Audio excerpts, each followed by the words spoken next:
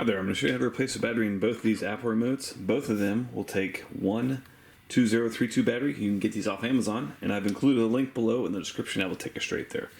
So we're going to do this first Gen 1 first. You're going to need a paper clip or just something small and pointy.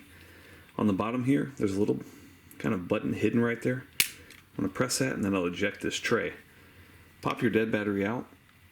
Make sure you replace it with the positive side facing like that, and then just push it in, and it can sometimes get a little hung up on that, so just don't be too forceful.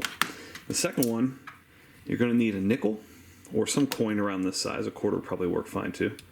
You just want to twist that so it's pointing that way. You just drop it in your hand, and you want to replace the battery. Make sure it's positive side facing outward, and place that orientation.